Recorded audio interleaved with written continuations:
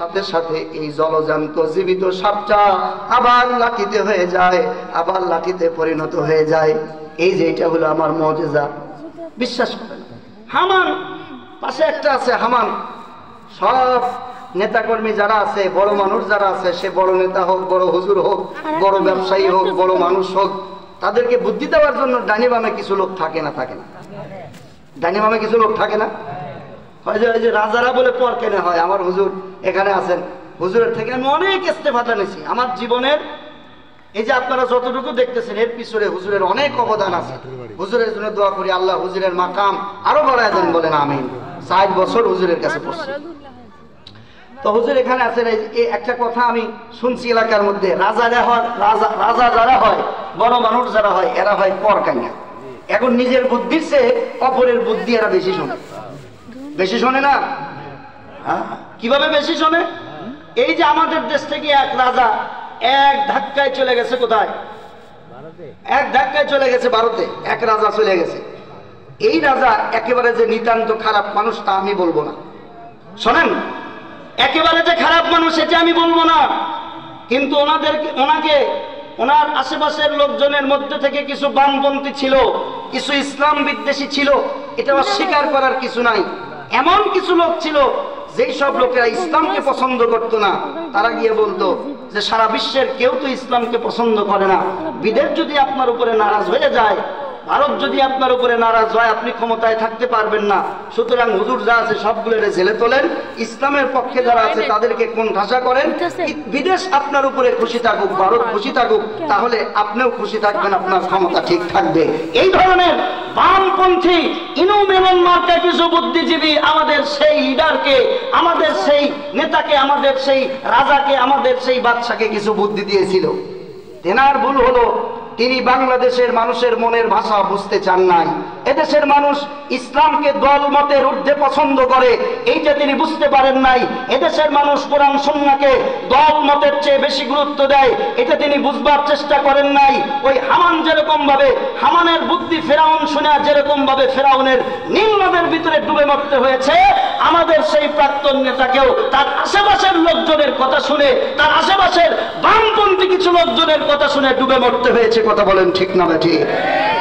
এদেশের মানুষ একবারে খারাপ না। এদেশের মানুষ কোরআন হাদিসকে অনেক ভালোবাসে।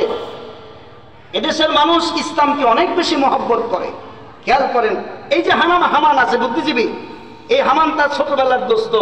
ভালো মানুষের দোস্ত ভালো মানুষই হয়, আর খারাপ মানুষের দোস্ত যেগুলো, এগুলোর কাছে ভালো মানুষ গেলেও থাকতে পারে না। এই ছোটবেলার থেকে এই হামান ফেরাউনের দোস্ত একসাথে তরমুজ চুরি করে বেচছে। লম্বা একটা কাহিনী। এই কাহিনী আমি আপনাদেরকে আজকে বলবো না, যেহেতু বিষয় এটা না, সাবজেক্টের বাইরে যাওয়ার চেষ্টা আমি করবো না ইনশাআল্লাহ। একসাথে তরমুজ চুরি করে বেচছে, কবরস্থানের পাহারাদারি করছে দুই দোস্ত একসাথে। তো এখান থেকে মিশরের যখন ক্ষমতা পেল, ক্ষমতা পাওয়ার পরে কয় যে দোস্ত তুই তো রাজা হইলি, তাহলে হামান কয় আমার, কয় যে আমি রাজা হলে তুই মন্ত্রী। ওজিরে আজম, প্রধানমন্ত্রী, প্রাইম মিনিস্টারের পদটা ওকে দিছে, আর প্রেসিডেন্টের পদটা ফেরাউন নিছে। এখন এই হামান যখন দেখলো যে মুসা আলাইহিস সালাম যখন দ্বিতীয় প্রমাণ স্বরূপ লাঠি ছেড়ে দিয়েছেন, ওই সময় তাফসীরের কিতাবে লেখা হয়েছে ওই যে সাপ একটা হা করছে, যে সাপের একটা চোয়াল ছিল ওই মুসার দরবারের ফ্লোরে, আর একটা চোয়াল ছিল একেবারে ছাদ বরাবর, হা করে আসতেছে।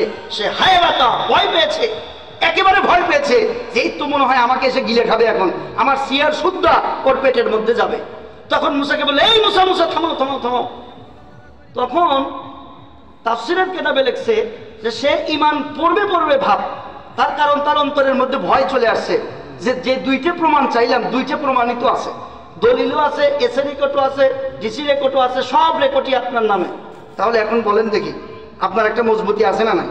মুসা আলাইহিস সালামকে যখন বললো তোমার দলিল কি, ওই 1 নম্বর দলিল ইয়াদে বাইজা, দ্বিতীয় নম্বর দলিল হলো আসা, আমি হাত বগল তলায় দিয়ে বের করলে হাত চাঁদের মতো আলোকিত হয়ে যায়, লাঠি ছেড়ে দিলে সাপ হয়, ধরলে আবার লাঠি হয়, এর চাইতে বড় দলিল তোমরা কি চাও? তখন ফেরাউন চিন্তা করলো যে মুসার কথা তো সত্য হইতেও পারে, কালেমা পড়বে, কালেমা সে পড়বে, ইয়াকরাব ইলাল কালিমা, কালিমার নিকটবর্তী হয়ে গেছে, কালিমা গ্রহণ করার নিকটবর্তী হয়ে গেছে। হামান এটা লক্ষ্য করছে, মুখের ভাবটাপ দেখে কয় যে এখন তো কালেমা পড়বে, এখন যদি কালেমা পড়ে তাহলে এরপরে ও যদি মুসার দলে যায়, মুসা যদি আমাকে না রাখে তাহলে তো আমার মন্ত্রিত্ব শেষ।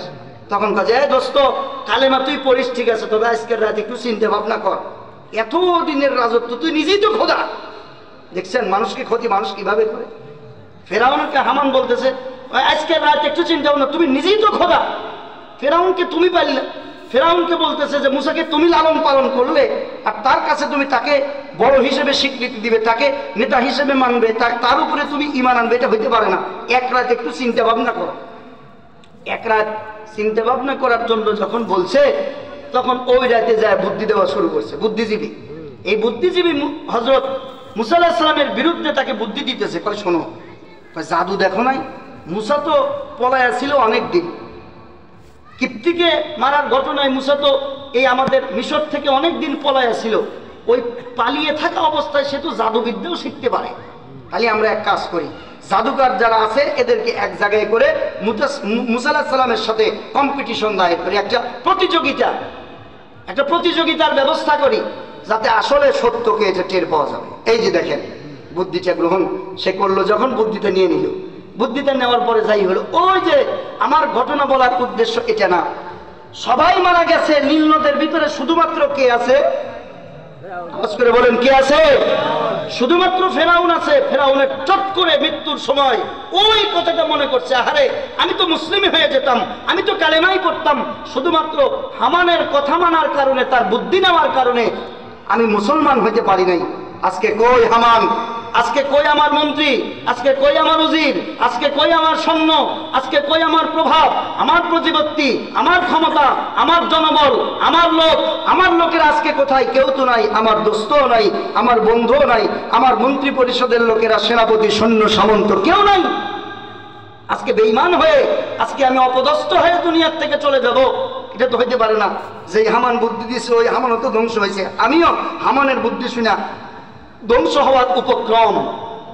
তখন ওই কথাটা তার মনে পড়ছে মৃত্যুর সময়, মানে একবারে নাকের কাছে চলে আসছে পানি।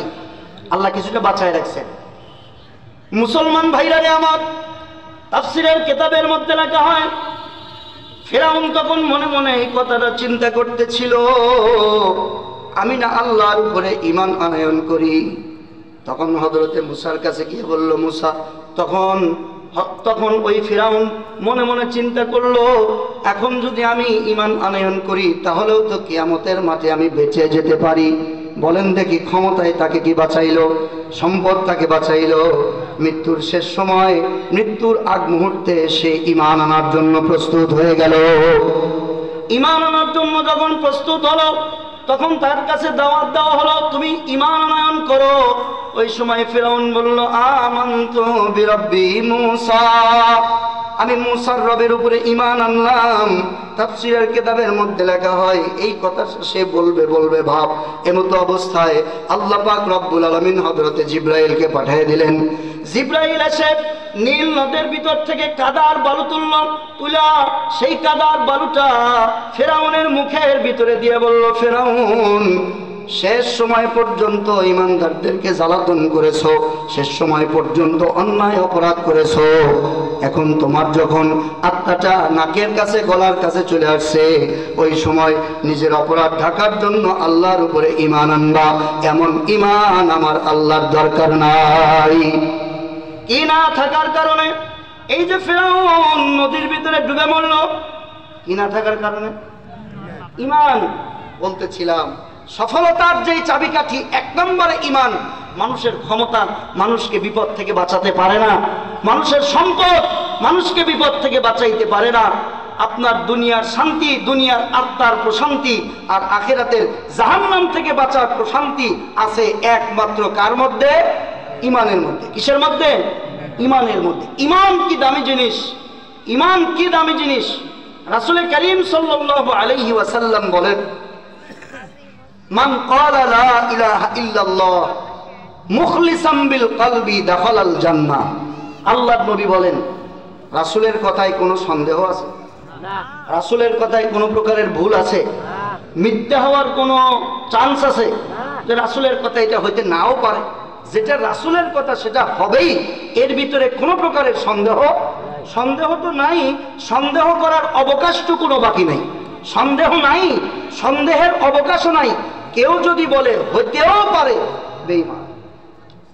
কেউ যদি বলে কি পারে, হইতেও পারে, সন্দেহবাচক, সন্দেহ সূচক, সন্দেহ সূচক, সন্দেহবাচক আর সন্দেহ, এই দুইটা শব্দ এক অর্থ বুঝায় না। আপনি বললেন সন্দেহ নাই, তবে হইতেও পারে, সন্দেহ থাকতেও পারে, এই কথা যদি এভাবে বলেন তাও আপনি মুসলমান থাকবেন না। ওই রাসূল বলেন, মান ক্বালা লা ইলাহা ইল্লাল্লাহ মুখলিসাম বিল কলব দাখালাল জান্নাহ। আল্লাহর কোন বান্দা যদি ইখলাসের সাথে, ইয়াকিনের সাথে কালেমার হক আদায় করে কেউ যদি লা ইলাহা ইল্লাল্লাহ মুহাম্মাদুর রাসূলুল্লাহ এই কালেমার উপরে বিশ্বাস করে কেউ যদি মুসলমান হয়ে যায়, ঈমান আল্লাহর উপরে আনয়ন করে, একদিন না একদিন আল্লাহ তাকে অবশ্যই জান্নাতে দিবেন, যতই পাপ করুক না কেন। সুবহানাল্লাহ। মুসলমান ভাইরা আমার, শুধুমাত্র তাই নয়, মুসলমানের জন্য, শুধুমাত্র মুসলমানের জন্য নয়, একজন মানুষের জন্য ঈমান কি পরিমাণ দরকার খেয়াল করেন। আল্লাহ পাক রব্বুল আলামিন কাল কঠিন কিয়ামতের ময়দানে মানুষদের আমলনামা যখন ওজন করার জন্য বলবেন, কিতাবের মধ্যে লেখা হয়েছে মানুষের আমলনামা ওজন করা হবে, মানুষের আমলনামা ওজন করা হবে দুইটা ভাগে। সারা দুনিয়ার ভিতরে যত কাফের বেঈমান ছিল, সারা দুনিয়ার ভিতরে যত মুসলিম ছিল, তাদের আমলনামা ওজন করা হবে দুইবার, আর তাদের আমলনামা ওজন করা হবে একবার। আর আল্লাহর মুমিন বান্দা যারা, তাদের আমলনামা ওজন করা হবে দুইবার। এই পৃথিবীর বুকে যাদের ঈমান নাই, যারা মুসলিম, যারা কাফের, আল্লাহ পাক রব্বুল আলামিন তাদের আমলনামা ওজন করবেন মাত্র একবার। তাদের আমলনামা ওজন করার জন্য ফেরেশতাদেরকে যখন বলবেন, ফেরেশতারা আল্লাহর কাছে বলবে, আল্লাহ এদের আমলনামা ওজন করব কি পদ্ধতিতে? কিতাবের মধ্যে লেখা হয়েছে, আল্লাহ পাক বলবেন ওই কাফেরের যার ভিতরে ঈমান নাই, ওর জিন্দেগির যত ভালো কাজ, এই ভালো কাজগুলা এক পাল্লার ভিতরে রাখো। হিন্দুরা কোনো ভালো কাজ করে না, খ্রিস্টানরা কোনো ভালো কাজ করে না, করে, খ্রিস্টানরাও ভালো কাজ করে, তারাও সমাজের অনেক নিপীড়িত মানুষকে সহযোগিতা করে, তারাও অনেক ভালো কাজ করে, অস্বীকার করার কোনো কায়দা নাই। তারা মানুষের বিপদে এগিয়ে আসে, এরকম অনেক ভালো মানুষ আছে, তারা নিজেরা অনেক টাকা পয়সা দান করে, সত্য কথা বলে, মিথ্যা কথা বলে না, সৎ ব্যবসা করে, অনেক ভালো রকমের ভালো কাজ তারা করে। আল্লাহ পাক বলবেন যে এদের সব ভালো কাজগুলা এক পাল্লার ভিতরে উঠাও, এক পাল্লার ভিতরে তোলো। ফেরেশতারা ওই অমুসলিম, যার অন্তরের ভিতরে ঈমান নাই, কালেমা নাই, যার অন্তরের ভিতরে আল্লাহর প্রতি বিশ্বাস নাই, তার জীবনের সব ভালো কাজগুলা 60-70 বছরে যত ভালো কাজ করেছে, এই সব ভালো কাজগুলা এক পাল্লার ভিতরে উঠিয়ে দিবে। ফেরেশতারা বলবেন, আল্লাহ এই আর অপর পাল্লার ভিতরে কি উঠাবো? আল্লাহ পাক বলেন 24 অক্ষরের কালেমা অস্বীকার করেছিল, এই কালেমা অস্বীকার করার একটা মাত্র গুনাহ আর এক পাল্লার ভিতরে তোলো। তখন আর এক পাল্লার ভিতরে কালেমা অবিশ্বাস করার, ঈমান না আনার একটা মাত্র গুনাহ আর এক পাল্লার ভিতরে, আর এক পাল্লার ভিতরে রাখা হবে। এক পাল্লার ভিতরে তার সারা জীবনের সব ভালো কাজ, আর এক পাল্লার ভিতরে কয়টা গুনাহ? কি না আনার গুনাহ, ঈমান না আনার গুনাহ, কালেমা বিশ্বাস না করার গুনাহ। কিতাবের মধ্যে লেখা হয়েছে, আল্লাহ পাক তখন বলবেন ইরফাইল মিজান, এখন তার মিজানের পাল্লাটা উঠাও। কিতাবে লেখা হয়েছে ওই অমুসলিম সারা জীবনের যত ভালো কাজ করেছিল, ওই ভালো কাজের যেই পাল্লাটা আছে, ওই পাল্লাটা হালকা হয়ে যাবে। ঈমান না আনার একটা মাত্র গুনার পাল্লা যেটা, ওটা ভারী হয়ে যাবে। আল্লাহ পাক বলবেন ফাহদুহুম ইলা সিরাতিল জাহিম, একে তোমরা জাহান্নামের রাস্তায় নিয়ে যাও। তাহলে চিন্তা করেন, ঈমান না আনা একটা অপরাধ, তবে এই অপরাধটা আল্লাহ পাকের কাছে সবচাইতে বড় অপরাধ। এই একটা মাত্র অপরাধ সারা জীবনের সব ভালো কাজকে ধূলিসাৎ করে দিল। এটা কেন? এর যুক্তি আমি আপনাদেরকে দেব। মুসলমান ভাইরা আমার, আল্লাহ পাক রব্বুল আলামিন মুমিন মুসলমান যারা, তাদের আমলনামা ওজন করার জন্য যখন বলবে, আল্লাহ পাক রব্বুল আলামিন তখন বলবেন, ও ফেরেশতারা, আমার মুমিন বান্দাদের আমলনামা ওজন করা হবে দুইবার। মুমিন বান্দার আমলনামা ওজন করা হবে কয়বার? দুইবার ওজন করা হবে। আল্লাহ পাক বলবেন, শোনো, আমার মুমিন বান্দা জীবনে অনেক গুনার কাজ করেছে, আমার মুমিন বান্দার আমলনামার ভিতরে অনেক অপরাধ রয়েছে।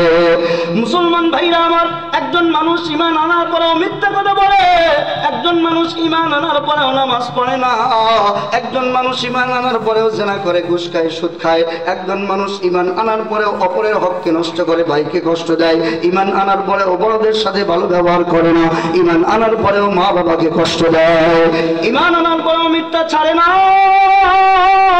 এই ধরনের ঈমানদারের কিন্তু অভাব নাই।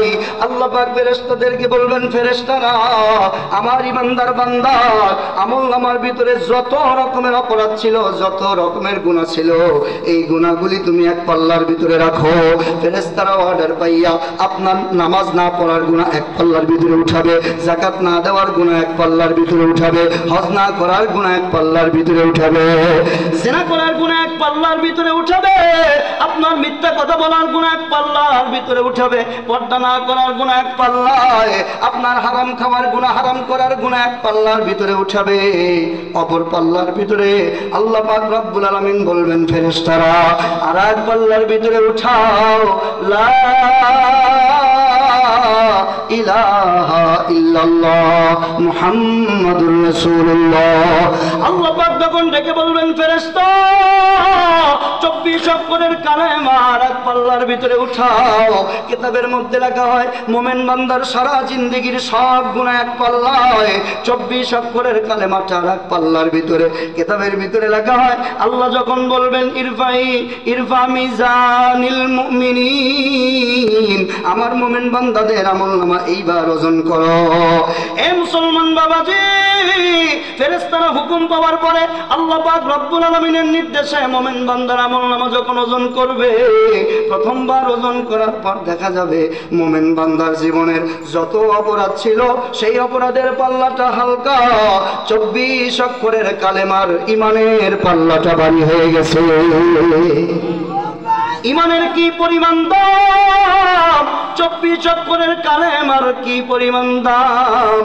এজন্য আমরা যারা মুসলমান হয়েছি, মুমিন হয়েছি, এই জন্য আমাদের সারা জীবন কৃতজ্ঞ থাকতে হবে। কার উপরে? শুকরিয়াটা কার আদায় করতে হবে? একটু জোরে বলা যাবে কি আলহামদুলিল্লাহ। ঈমান খুবই দামি, ঈমান খুবই মূল্যবান। বিরক্ত হইতেছেন আপনারা? তবে আমি যে আয়াত পাঠ করেছি এখন এখানে আপনি মিলাবেন। আপনারা একটু মেহেরবানি করে এই পাশে আসেন, আপনারা একটু যারা আসতেছেন বাম পাশে। আলহামদুলিল্লাহ লোকজন পুরো হয়ে যাবে, লোকজন চলে আসবে ইনশাআল্লাহ। আপনারা বিরক্ত হইতেছেন? আমারও আজ কিন্তু আপনাদের একটু মনে রাখতে হবে। এই হলো আমার একটা সমস্যা, যে আমার শুরু থেকে শেষ পর্যন্ত আপনি না শুনলে এর কোনো ফলাফল বের করতে পারবেন না। আমার এতক্ষণের আলোচনায় আপনারা বুঝলেন ঈমান একটা দামি জিনিস, ঈমান একটা মূল্যবান জিনিস। এই ঈমান আমরা না চাইতেই পেয়েছি, এজন্য শুকরিয়া আদায় করব কার? ঈমান যারা আনয়ন করেছে তারা সফলতার প্রথম সিঁড়িতে পা রেখেছে। ঈমান যারা আনছে তারা সফলতার প্রথম সিঁড়িতে পা রাখছে, চূড়ান্ত সফলতা এখনো আসে নাই। তবে নামে নামে মিল থাকলে যেরকম গুণে গুণে মিল থাকে না, নামে নামে মিল থাকলেই গুণে গুণে মিল থাকতে হবে এটা আবশ্যক নয়। এই জন্য আল্লাহ পাক বলেন ঈমানদার তোমরাও, আর ঈমানদার একদল অতিবাহিত হয়েছে। আল্লাহ পাক বলেন যে আমি আল্লাহর কাছে শুধুমাত্র কালেমা পড়ে ঈমান আনলেই আমি আল্লাহর কাছে ঈমানদার সাব্যস্ত হয় না, গ্রহণযোগ্য হয় না। ঈমান আমি আল্লাহর কাছে কবুল হওয়ার জন্য, গ্রহণ হওয়ার জন্য একটা ফর্মুলা দিয়েছেন। ওই ফর্মুলা অনুযায়ী তোমাকে ঈমান আনতে হবে। একটা নমুনা আল্লাহ পেশ করেছেন, ওই নমুনাকে সামনে রেখে তোমার ঈমানকে সাজাতে হবে। আমাদের দেশের ঈমানদারদের অবস্থা তো এই রকম। আমাদের দেশের মানুষের ঈমানদার এরকম বহু ঈমানদার আছে ভাই, আপনি আপনার সাথে মিলান। আপনাকে কষ্ট দেওয়ার জন্য কথাগুলি বলছি না, বাস্তবতার সাথে মিলিয়ে আপনার ঈমানকে পাকা করার জন্য বলছি। আমাদের দেশের বহু ঈমানদারের ঈমান নামাজ না পড়েও ঠিক থাকে, আমাদের দেশের বহু ঈমানদারের ঈমান যাকাত না দিয়েও ঠিক থাকে, আমাদের দেশের বহু ঈমানদারের ঈমান ঘুষ খেয়েও ঠিক থাকে, আমাদের দেশের বহু ঈমানদারের ঈমান সুদ খেয়েও ঠিক থাকে, আমাদের দেশের বহু ঈমানদারের ঈমান মা বাবাকে কষ্ট দিয়েও ঠিক থাকে, আমাদের দেশের বহু ঈমানদারের ঈমান শুধুমাত্র ঈমানের অন্যান্য অন্যান্য বিষয় পুরা না করে শুধুমাত্র 2 ঈদের নামাজ আর কুরবানি দিলেই তার ঈমান ঠিক থাকে। আমাদের দেশের বহু ঈমানদারের ঈমান বাড়ির ভিতরে নগ্নতার ব্যবস্থা করার পরেও, গান বাদ্য বাজনার ব্যবস্থা করার পরেও ঠিক থাকে। আমাদের দেশের ঈমানদারের ঈমান, আমাদের দেশের ঈমানদারের ঈমান কুরআন হাদিসের বিরোধিতা করেও ঠিক থাকে। আমাদের দেশের ঈমানদারের ঈমান রাসূলের সুন্নাহকে অবমাননা করেও ঠিক থাকে। আমাদের দেশের ঈমানদারের ঈমান আল্লাহর জমিনে আল্লাহর বিধিবিধান বাস্তবায়ন থেকে বিরত থাকার পরেও ঠিক থাকে। কথা বলেন ঠিক কিনা? এই ধরনের ঈমানদার আমাদের দেশে আছে না নাই? আছে। আল্লাহ পাক বলেন না না, তোমরা খেয়াল করো না, 70 টাকা কেজি বেগুন, 150 টাকা কেজি মরিচ কিনতে গেলে দূরবীন লাগাইয়া দেখো কোন দিক দিয়ে ফুটে আছে কিনা। দেখি কি দেখি না? এত ভাইয়ের জিনিস, এত দামি জিনিস, এত মূল্যবান জিনিস বেগুন, কি 70 টাকা কেজি, একটা যদি পোকা বাড়ায় তাহলে আমার টাকা লস গেল 20টা, টাকা লস গেল 30টা, 25টা, 15টা। এই জন্য 70 টাকা কেজি আলু, 70 টাকা কেজি বেগুন আর 150 টাকা 300 টাকা কেজি পেঁয়াজ মরিচ যখন আপনি কিনতে যান তখন 3 বার করে উল্টান। আপনি দোকানদারকে বলেন এই বেছে বেছে ভালোগুলো দাও, বলেন কি বলেন না? তার মানে কি? আপনি টাকা দিয়া, দাম দিয়া খারাপ জিনিস নিতে চান না। হ্যাঁ, এটা হয়। আপনি দাম দিয়ে, টাকা দিয়ে খারাপ জিনিস নিতে চান না। আর আল্লাহর পয়গম্বর কি বলেন? ঈমান, ঈমান কি পরিমাণ দামি, ঈমান কি পরিমাণ দামি। আল্লাহর পয়গম্বর বলেন আল্লাহ পাক রব্বুল আলামিন সর্বশেষ যেই ব্যক্তিকে জাহান্নাম থেকে পুড়ে সর্বশেষ যেই ব্যক্তিকে আল্লাহ পাক মুক্তি দিয়ে জান্নাতে দিবেন, ওই ব্যক্তিকে আল্লাহ আদম আলাইহিস সালামের মতো বডি ফিটনেস, ইউসুফ আলাইহিস সালাতু ওয়াস সালামের মতো সৌন্দর্য দিয়া 9-10টা পৃথিবীর সমানের এরিয়ার একটা জান্নাত আল্লাহ তাকে দান করবেন। সুবহানাল্লাহ। তাহলে ঈমানের কি পরিমাণ দাম! যেই ঈমান দিয়া 10টা পৃথিবীর সমান একটা জান্নাত পাওয়া যায়, এটার কি পরিমাণ দাম! আপনার আলুর দাম 70 টাকা, এই কারণে 3 বার আপনি চেক করেন, নিতে একবার, বাড়িতে এসে একবার। যদি বাড়িতে এসে চেক করার পরে খারাপ বের হয়, আপনি কিছু না করতে পারলেও আগামী হাটে গিয়া ওকে একটু ধমক দেন, হেই মিয়া এত দামের জিনিস তুমি ভালো বেছে বেছে দিলে তার পচা বের হয় কি করে? ভালো চাই দেওয়া এবার, বলি কি বলি না? পেঁয়াজ মরিচ কিনতে গিয়া 150 টাকা 70 টাকা কেজি, এই কারণে 6 বার চেক করি, 3 বার দূরবীন লাগায় দেখি যাতে এত দামের জিনিস পচাটা না আসে। আল্লাহ আমার ঈমানের ভিতরে যদি শিরকের গুনাহ থাকে, আমার ঈমানের মধ্যে যদি কুফরির ফুটা থাকে, আমার ঈমানের মধ্যে যদি আল্লাহর নাফরমানির ফুটা থাকে, আল্লাহ কিয়ামতের ময়দানে চেক করে কইরা ঈমানদারদেরকে ঈমানের কারণে জান্নাতে যখন দিবেন, আল্লাহ এত দামের ঈমানটা চেক করবেন কি করবেন না? আল্লাহ কি দেখে নেবে না? আল্লাহ অবশ্যই আপনার আমার ঈমানকে দেখে নেবেন। এই জন্য আল্লাহ পাক রব্বুল আলামিন বলে, দুনিয়ার সিস্টেম হলো, দুনিয়াতে কোনো মানুষ সহজে কোনো জিনিস বোঝাবার জন্য এক্সাম্পল ব্যবহার করে, উদাহরণ ব্যবহার করে। জটিল একটা বিষয় সহজে বোঝা যায় উদাহরণের দ্বারা। আল্লাহ পাক বলেন কোন ঈমান আমি আল্লাহর কাছে গ্রহণযোগ্য হবে, এটা তোমরা একটা উদাহরণের মাধ্যমে বোঝো। সেই উদাহরণটা হলো, আমি আপনাদেরকে বলি, যখন আমার এখানে যে স্যার বসা আছেন, ওনাকে আমি খুব মহব্বত করি, উনি খুব ভালো মানুষ। উনি স্যার বসা আছেন এখানে, উনি একজন টিচার মানুষ। উনি এই বিষয়টা, ওই যে আমার আর এক ভাই বসে আছেন, উনি একজন শিক্ষক মানুষ। সবাইকে আমি প্রায় চিনি। যখন আপনাদের কাছে ছাত্র ভর্তি হয়, তখন আপনারা ছাত্রকে একটা উপদেশ দেন। উপদেশ হলো এই টাইম টু টাইম তোমাকে আসতে হবে, ক্লাসগুলি ভালো করে করতে হবে। এই সবগুলি উদাহরণ দিয়া হাত ধরে বাড়িতে যাওয়ার সময় আপনি কিন্তু যদি ক্লোজ হয়, বেশি যদি আন্তরিক হয়, তাহলে কিন্তু বলেন কবে যে দেখো না মজিবরের বেটা পড়ে পাস করলো, তোমাকে কিন্তু ওর মতো হইতে হবে। বলি কি বলি না? ওর মতো গোল্ডেন এ প্লাস পাইতে হবে। অভিভাবকরাও ছাত্র ভর্তি করায় দিয়ে স্কুলে গিয়ে বলে, ওই যে অমুকের ছেলে গোল্ডেন এ প্লাস পেয়েছে, তোমাকেও গোল্ডেন এ প্লাস পেতে হবে। শিক্ষকও অনেকগুলি নিয়মকানুন বলার পরে, ওই যে গত বছর 3 জন ছাত্র 10 জন ছাত্র এ প্লাস পাইছিল, 4 জন গোল্ডেন পাইছিল, তোমাদেরকেও ওদের মতো, ওরা যেভাবে লেখাপড়া করছে ওইভাবে লেখাপড়া করো, যাতে ওদের মতো তোমরা গোল্ডেন এ প্লাস পাও। আল্লাহর কোরআন শরীফের মধ্যে বলেন, নিয়ম কানুন সব বলে দেওয়ার পরে আল্লাহ পাক রব্বুল আলামিন বলেন, শোনো, আমি আল্লাহর কাছে ঈমানের তক্তায়, আমি আল্লাহ তাআলার কাছে ঈমানের পরীক্ষায় গোল্ডেন এ প্লাস পেয়ে আমি আল্লাহর কাছে উত্তীর্ণ হয়েছে সাহাবায়ে কেরাম। কারা উত্তীর্ণ হয়েছে? সাহাবায়ে কেরাম। সুতরাং সাহাবায়ে কেরাম যেহেতু গোল্ডেন এ প্লাস পেয়ে ঈমান ইসলামের বিষয়ে উত্তীর্ণ হয়েছে, আল্লাহ বলেন এত হিসাব কিতাব বুঝি না, সাহাবায়ে কেরাম যেইভাবে ঈমান আনছিলেন, হে পৃথিবীর ঈমানদার তোমরা যারা কালেমা বিশ্বাস করো, তোমরা যদি কালেমা পড়ে কালেমা বিশ্বাস করে সাহাবীদের মতো জান্নাত পেতে চাও, তাহলে সাহাবীদের ঈমান আনার পরে যে অবস্থা হয়েছিল, যেইভাবে সাহাবায়ে কেরাম ঈমান আনার পরে নিজেদেরকে পরিবর্তন করেছিলেন, তোমরাও সেই একইভাবে সাহাবীদের মতো ঈমান আনয়ন করো। সাহাবীদের মতো ঈমান আনয়ন করলে, সাহাবীরা যেরকম ভাবে ঈমানের দ্বারা জান্নাত নিশ্চিত করতে পেরেছে, তোমরাও সাহাবীদের মতো ঈমান আনলে আমি আল্লাহ তোমাদেরকেও সাহাবীদের মতো জান্নাতের গ্যারান্টি দিয়ে দিব। তাহলে বলেন দেখি, ঈমান আনতে হবে কাদের মতো? সাহাবীদের মতো, নিজেদের মতো না। ঈমান আপনার মন মতো করলে হয় না, ঈমান আপনার মন মতো আনলে হবে না, সাহাবীদের মতো ঈমান আনতে হবে। প্রিয় ভাই, সাহাবীদের মতো ঈমান আনার কথা আল্লাহ যেহেতু বললেন, চলেন দেখি সাহাবায়ে কেরামের ঈমানের বৈশিষ্ট্য কি ছিল, আলোচনা করি। এখন আপনি আসেন, এখানে আপনাকে আমার সাথে কথা। আল্লাহ পাক বললেন আমিনু কামা আমানান নাস।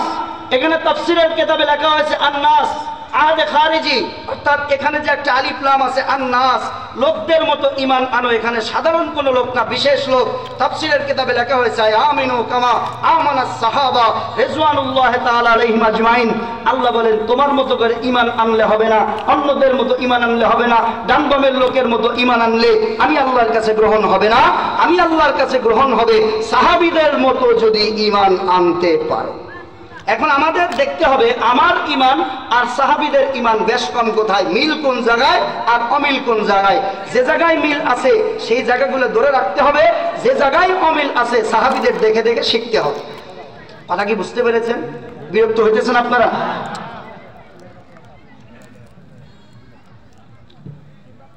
রাসূল কারীম সাল্লাল্লাহু আলাইহি ওয়াসাল্লাম ইসলামের যখন দাওয়াত দেওয়া শুরু করলেন, 3 বছরে রাসূলের দাওয়াতে ঈমান আনয়ন করেছিলেন মাত্র 35 জন সাহাবী। কয়জন সাহাবী? কয়জন সাহাবী ঈমান আনছিলেন? কয়জন লোক ঈমান আনছিলেন? 35 জন। মাত্র কয়জন? 35 জন। খেয়াল করেন, 3 বছরে ইবতিদাই ইসলামের শুরুতে মাত্র 35 জন মানুষ 3 বছরের মেহনতে। কয় বছরের মেহনতে? 3 বছরের মেহনতে, 3 বছরের দাওয়াতে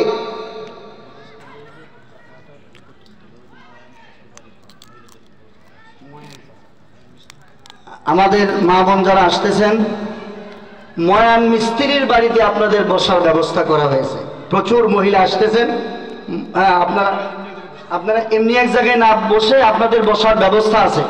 আপনারা না জানলে আমাদের ভাইদেরকে জিজ্ঞাসা করেন, ময়ান মিস্ত্রির বাড়ি, ওখানে আপনাদের নিরাপদের সাথে বসার ব্যবস্থা আছে। এমনি এক জায়গায় না বসাই ভালো, নিরাপত্তার সাথে আপনারা ওখানে যান, আমাদের লোক আছে, লোকদেরকে আপনারা জিজ্ঞেস করেন। তো সাহাবায়ে কেরামের আল্লাহ পাক রব্বুল আলামিন রাসূলকে নবুয়ত দেওয়ার পরে আল্লাহর পয়গম্বর মক্কার অলিতে গলিতে ঘোরেন এবং দাওয়াত দেওয়া শুরু করলেন।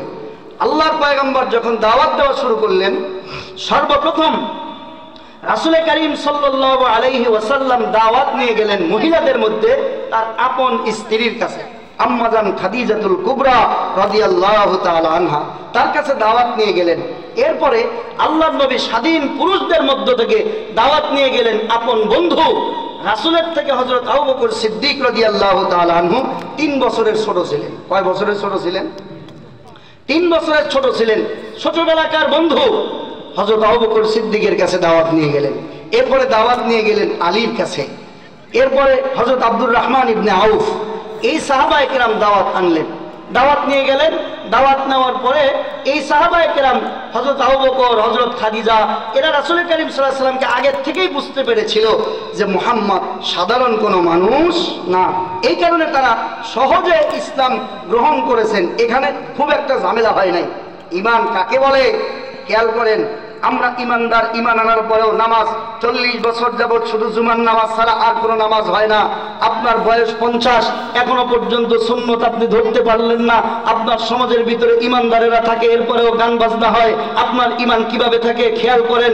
আল্লাহর পয়গম্বর যখন দাওয়াত নিয়ে গেলেন, দাওয়াত নিয়ে যখন নিজের বাড়িতে চলে গেলেন, আল্লাহর পয়গম্বরকে আম্মাজান খাদিজাতুল কুবরা রাদিয়াল্লাহু তাআলা আনহা বললেন, হে রাসূল, আপনাকে জেনে ধরে নাই, আপনাকে ভূতে ধরে নাই, আমি খাদিজা যা আপনাকে সাক্ষ্য দিচ্ছি, আপনি হেরা গুহার থেকে এসেছেন।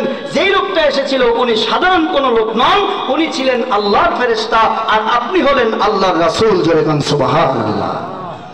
মুসলমান ভাইরা আমার, শুধুমাত্র তাই না, আল্লাহর পয়গম্বর জনাবে মুহাম্মদুর রাসূলুল্লাহ সাল্লাল্লাহু আলাইহি ওয়াসাল্লাম দ্বিতীয় নম্বরে দাওয়াত নিয়ে গেলেন ছোটবেলার বন্ধু হযরত আবু বকর সিদ্দিক রাদিয়াল্লাহু তাআলা আনহুর কাছে। হযরত আবু বকর সিদ্দিক রাদিয়াল্লাহু তাআলা আনহু বলেন, হুজুর, আমি তো এতদিন পর্যন্ত আপনার দাওয়াতের অপেক্ষায় ছিলাম। ও পয়গম্বর, আপনার উপরে আমি আগেই ঈমান আনছি। আমি আবু বকর আপনার উপরে আগে থেকেই